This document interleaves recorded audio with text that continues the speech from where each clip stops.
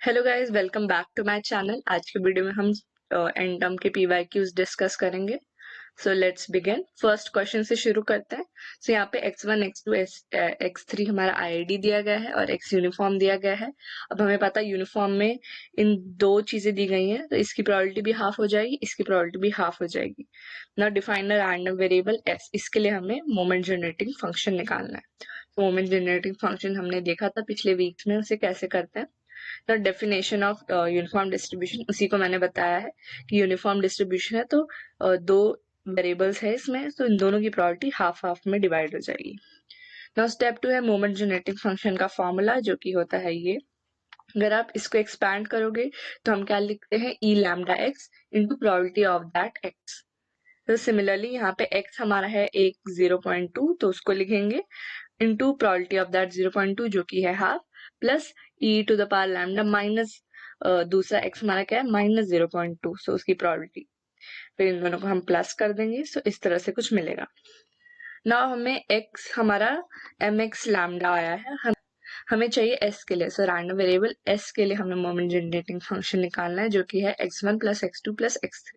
अब तीन वेरिएबल है और दोनों तीनों आईआईडी है, तो इसका मतलब तीनों के तीनों इक्वल है, तो तीन बार ये मल्टीप्लाई होगा, इसकी पावर हम 3 कर देंगे, तो वो उस चीज को रिप्रेजेंट करेगा। सो हमारा third option is our right option. ना सेकंड क्वेश्चन पे बढ़ते हैं। बहुत ही आसान है, वीक 11-12 का क्वेश्चन है। तो इसमें आईआईडी दिए गए 100 तक, एन की वैल्यू हमारी 100 है, नॉर्मल डेविएशन दिया गया है जहाँ पे म्यू है, और वेरिएंस हमारा 36 है, और टी इस तरह से दिया है, और नल हाइपोथेसिस और अल्टरनेट हाइपोथेसिस ये है, और इन दोनों का म्यू 4 और -4 है। और हमें क्या निकालना है, consider test that reject h not if t is less than c, और सी हमारा कांस्टेंट है। What is the level of significance in term of c. So level of significance निकालना है जो होता है alpha. So level of significance को हम अल्फा बोलते हैं, इन टर्म्स ऑफ सी की टर्म्स में निकालना। आप ऑप्शन भी देख सकते हो, सी के टर्म में है। ना इसको अच्छे से समझते हैं। सो नॉर्मल हमारा दिया गया है, ये वेरिएंस है 36, ना एच नॉट ये सब हमें मिला है। और अब स्टैंडर्ड डिविएशन कैसे निकालते हैं, हमें पता है रूट ऑफ वेरिएंस है standard deviation, so root of 36 हमें 6 मिल जाएगा, एंड हमारा टोटल है 100। ना alpha equals to probability reject h not given that h not is true. So ये हमारा फर्स्ट है। तो रिजेक्ट एच नॉट में हमें गिवन है टी लेस देन सी था, गिवन दैट म्यू इज 4, क्योंकि एच नॉट ट्रू है, इसका मतलब क्या है, म्यू 4 है। ना अब स्टैंडर्ड नॉर्मल डिविजन परफॉर्म करेंगे। T minus expected value divided by standard deviation less than C minus expected value क्या है 4 डिवाइडेड बाय 6 देन 10। सो 10 हमने रूट ऑफ एन लिया है, रूट ऑफ एन क्या होगा 10 मिलेगा, और 6 हमारा स्टैंडर्ड डिविएशन है। सो हम ऐसे लिखते हैं sigma divided by root N. Step होगा आपको पता होगा, बहुत सारे प्रीवियस वीडियोस में मैंने आपको बताया। तो यहाँ पे 6 आया हमारा स्टैंडर्ड डिविएशन डिवाइडेड बाय 10, जो कि है रूट ऑफ 100। ना इस पूरे को हम z रिप्रेजेंट कर सकते हैं। So probability z less than, इसको आप काटोगे तो 3 आ जाएगा और ये 5 आ जाएगा, तो 5 ऊपर चला जाएगा इस तरह से। इनको अंदर मल्टीप्लाई करो तो 5c माइनस 20 डिवाइड बाई 3, और ये fz में आ जाएगा।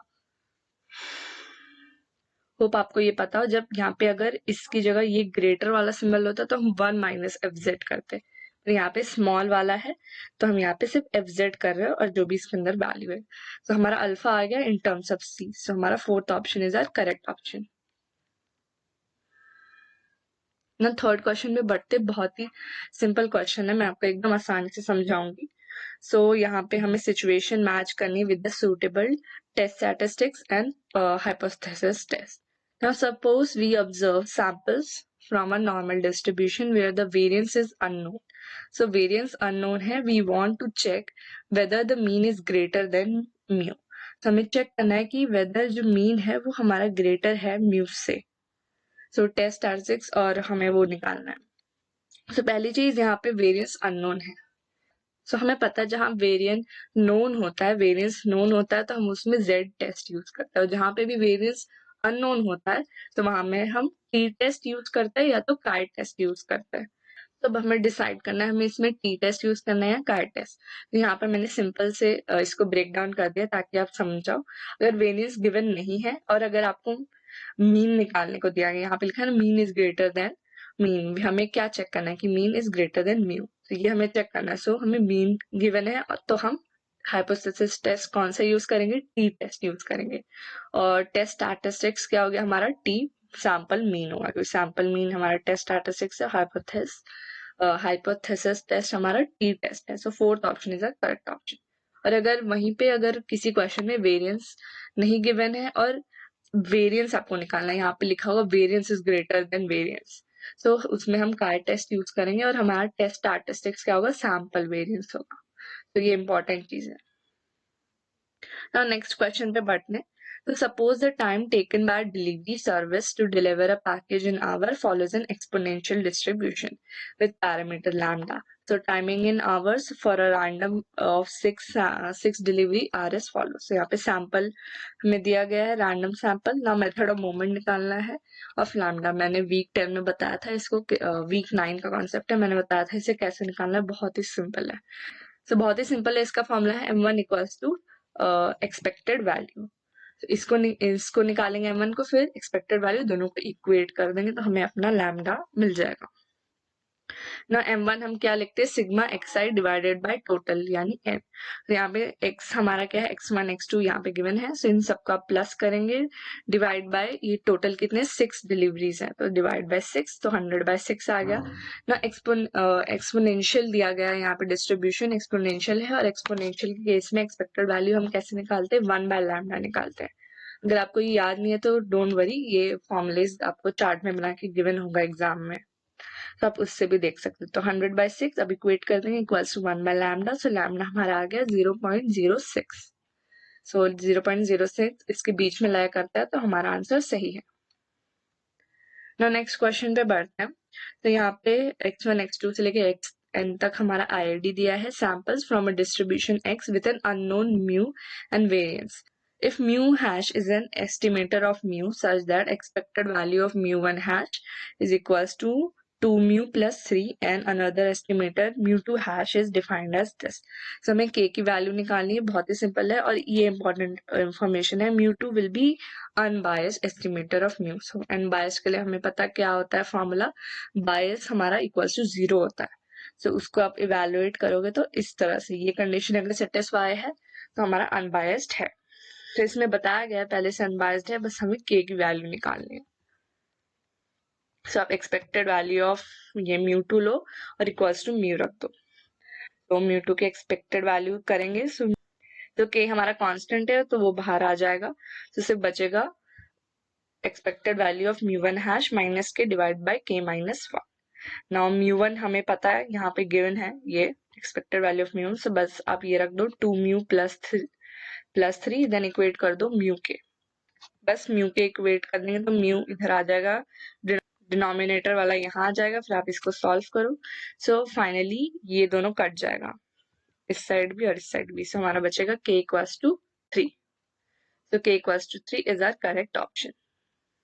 तो नेक्स्ट क्वेश्चन पे बढ़ते हैं, बहुत ही सिंपल क्वेश्चन है। यहाँ पे probability mass function PMF of random variable x given है, और हमें यहाँ पे कुछ रैंडम सैंपल्स दिए हैं, और हमें method of movement estimate of p निकालना है। So again method of movement का फॉर्मूला जो कि है m1 equals to expected value of x.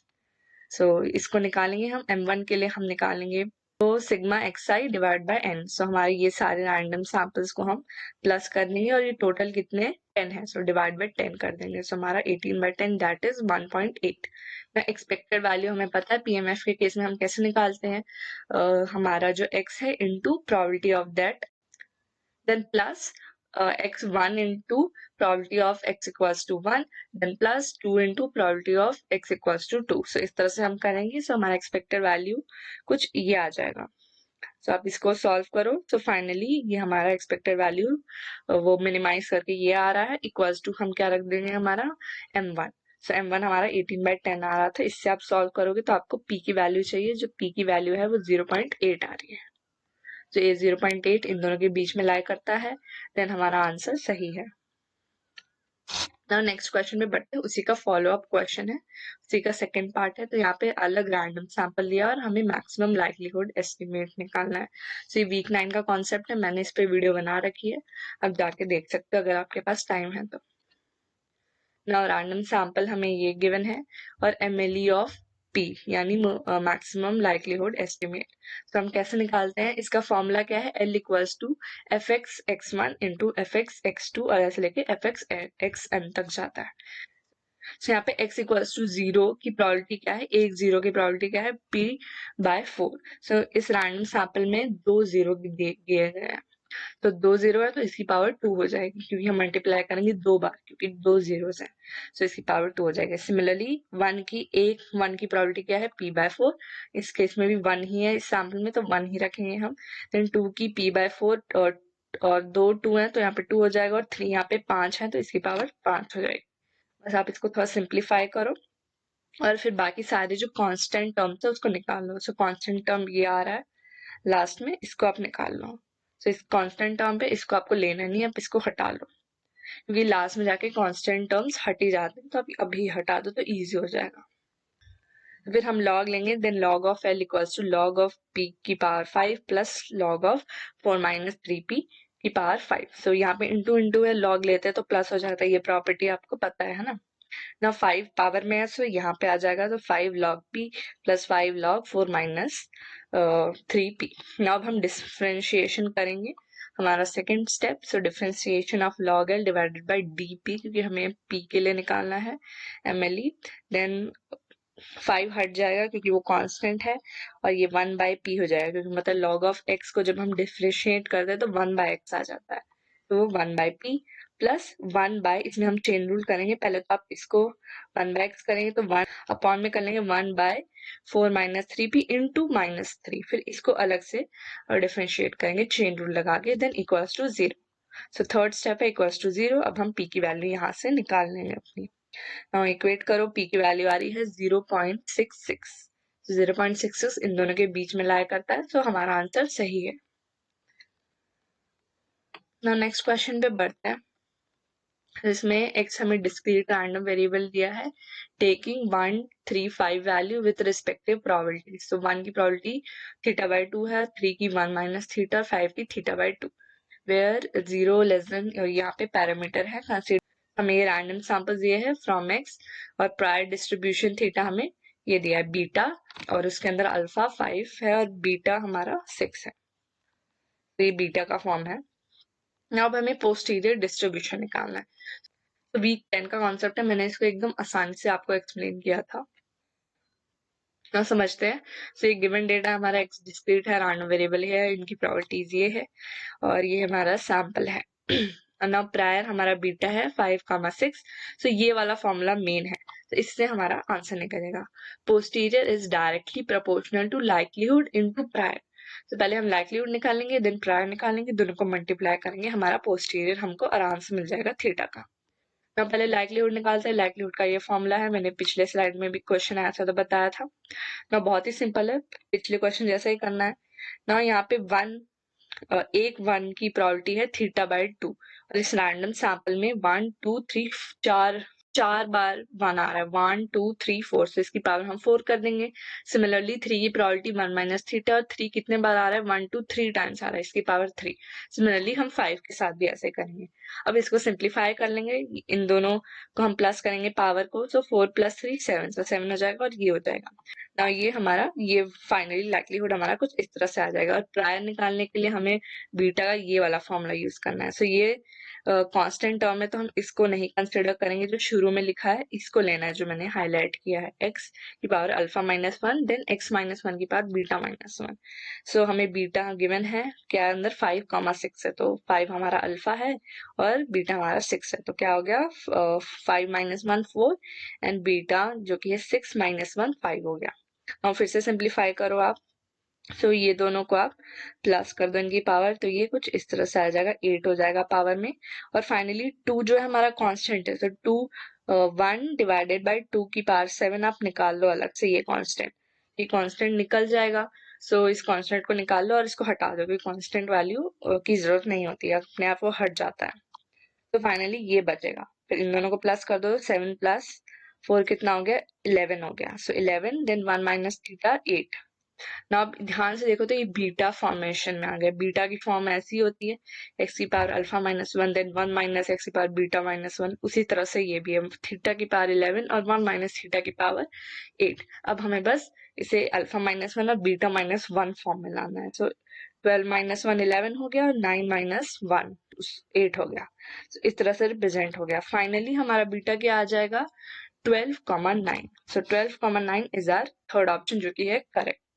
सो बहुत ही सिंपल था ये, बस आप लाइक्लीहुड निकालो, फिर प्रायर हमें फॉर्मूलेज गिवन ही होते हैं एग्जाम में। प्रायर बीटा दिया है, कभी गामा दिया होगा आपको, कभी यूनिफॉर्म डिस्ट्रीब्यूशन दिया होगा। सो ऐसे ऐसे आप करके आपको निकालना है।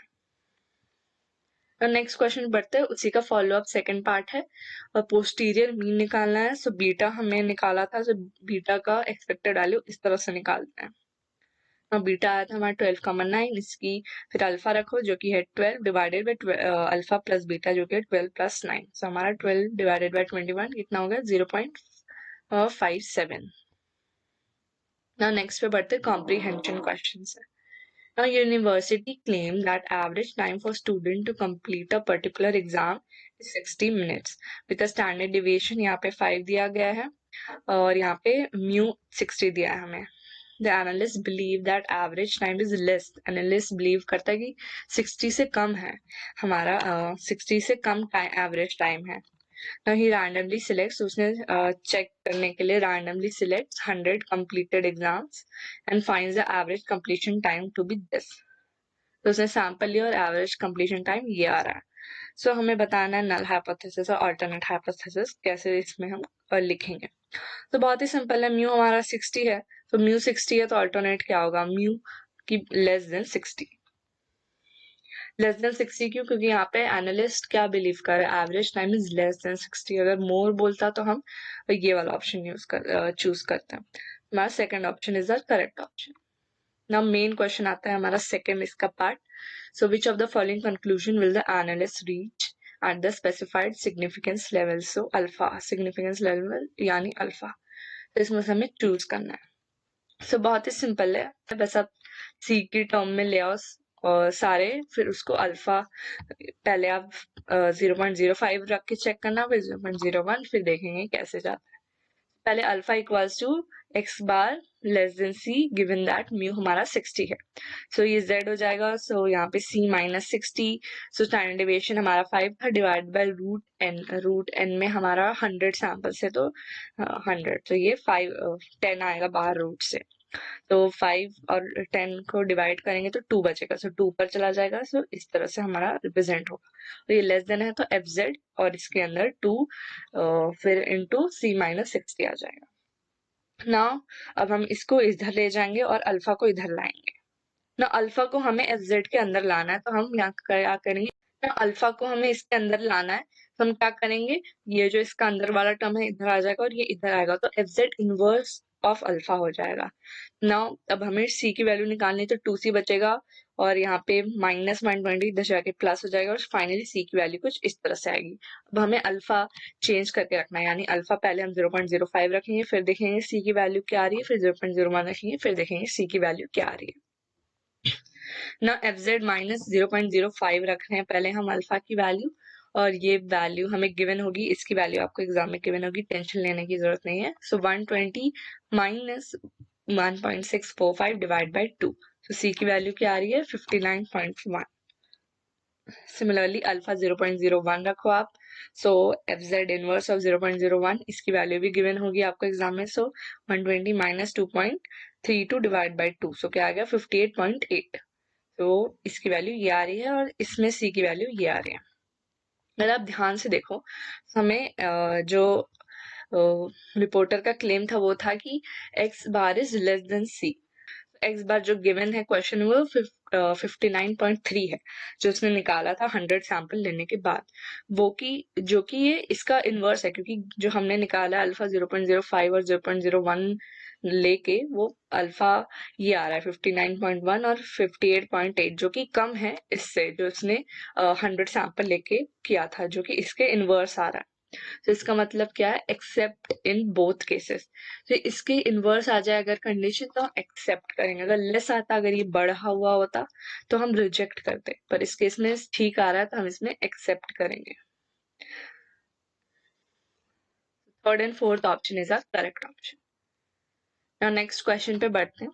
Suppose a random variable x follows a exponential distribution with mean 5.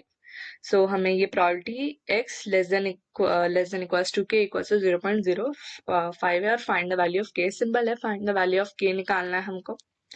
So हमें पता है step 1 recall the exponential distribution CDF. So हमें CDF का यूज करना है, क्योंकि अगर आप ध्यान से देखो इसको आप कन्वर्ट करो तो इसको किस तरह से लिखते थे हम, f z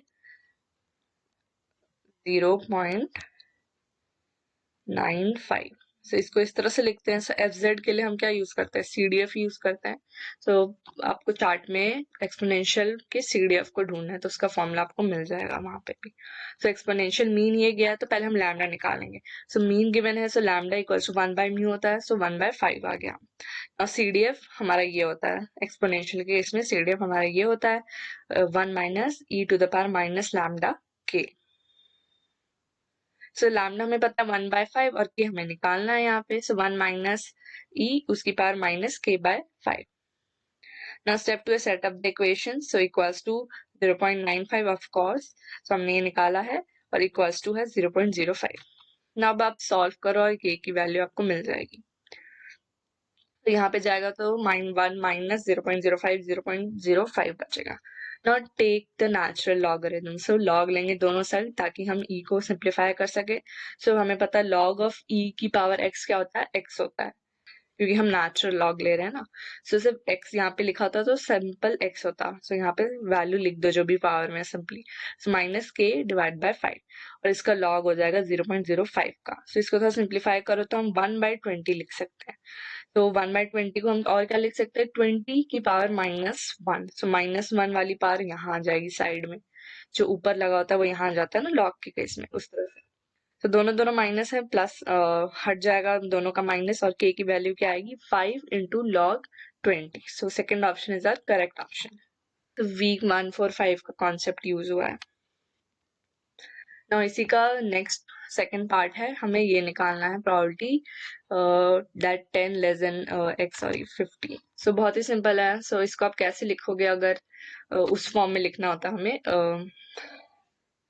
तो आप इसको कैसे लिखोगे CDF फॉर्म में। तो इसको आप हम लिख सकते हो FZB माइनस FZA। ये हमने देखा था वीक 1-4 में देखा था। तो FZ15 को आप इस तरह से लिखोगे, CDF ऑफ FZ हमें अभी पिछले स्लाइड में देखा था, और इसको इस तरह से x की जगह। सो बहुत ही सिंपल है, x यहाँ पे 15 रखो एक बार और x यहाँ पे 10 रखो एक बार। सो और लैम्डा हमें पता है 1/5 है। सो 1 माइनस 15/5 एंड माइनस 10/5। सिंप्लीफाई करो तो फाइनली सॉल्व करके ही क्या आएगा, 3 बचेगा और ये 2 बचेगा। सो e -2 माइनस e की पावर -3। सो ये हमारा फोर्थ ऑप्शन मैच कर रहा है। So fourth option is our correct option. ना नेक्स्ट क्वेश्चन पे बढ़ते हैं। यहाँ पे PMF of a discrete random variable x given है, जो कि है x डिवाइडेड बाय 15 और x की वैल्यू 1 2 3 4 5 और 0 अदरवाइज। सो हमें ये निकालना है probability that x equals to 1 और x इक्वल्स टू 2। सिंपल है ना, ये हमें गिवन है और इसका मतलब क्या है, यहाँ पे डिस्क्रीट रैंडम वेरिएबल है यानी सबकी प्रोबेबिलिटी आप x की जगह रखो। So probability of x equals to 1/15 और probability of x equals to 2/15। वैसे 3 के लिए 3/15, 4 के लिए 4/15 और 5 के लिए 5/15। Now step two calculate this. हमें इसकी वैल्यू निकालनी है। इसको हम कैसे रिप्रेजेंट करते हैं, इस तरह से probability x equals to 1 plus probability x equals to 2। So 1 की प्रोबेबिलिटी है 1/15 एंड 2 की प्रोबेबिलिटी 2/15। सो ये होगा 3/15 जो कि है 0.2 हमारा आंसर। सो 0.2 इसके बीच में लाया कर रहा है, तो हमारा आंसर करेक्ट है। और इसका ही सेकंड पार्ट है, ये निकालना अब हमें कंडीशनल वाला। सो बहुत ही सिंपल है। सो कंडीशन यहाँ पे दी गई है, अगर आप ध्यान से देखो मैं आपको यहीं पे बता देती हूँ। जैसे हाफ है फिर x है देन ये है, तो इसके बीच में अगर आप इसको डिवाइड करो क्या आता है 2.5 आता है। सॉरी ये 0.5। सो 0.5 और 2.5 के बीच में दो चीजें आ रही हैं 1 और 2। सो 1 और 2 ले सकते हैं और फाइनली एंड देन है x ग्रेटर देन 1, यानी 1 और 2 इन दोनों के बीच में ले सकते थे, और यहाँ पे एक और आ गया x greater than, given that x is greater than 1, so सिर्फ 2 बचेगा। तो न्यूमरेटर में probability of x equals to 2 और divide by probability x greater than 1, so 2 3 4 5 सब ले लेंगे। तो इस तरह से रिप्रेजेंट करेंगे एंड, यानी इसको पूरा सॉल्व करेंगे हम। सो न्यूमरेटर में सिर्फ p equals to probability of 2 बचता है, जो कि है 2/15, और बाकी हम डिनोमिनेटर में probability of x equals to 1। So simple concept है, so इसको आप प्लस कर दो सबको। सो फाइनली अपॉन रखोगे तो 1/7, जो कि 0.14, 2 डेसिमल प्लेसेस तक निकालना है, 0.14 इसके बीच में आ रहा है, हमारा आंसर करेक्ट है। So that's it guys, thank you so much, hope आपको मजा आया होगा, और आपको all the best for exam. अगर आप ये क्वेश्चंस कर पा रहे हो तो आप डेफिनेटली अच्छा स्कोर करोगे, बिल्कुल टेंशन मत लो। Until then bye.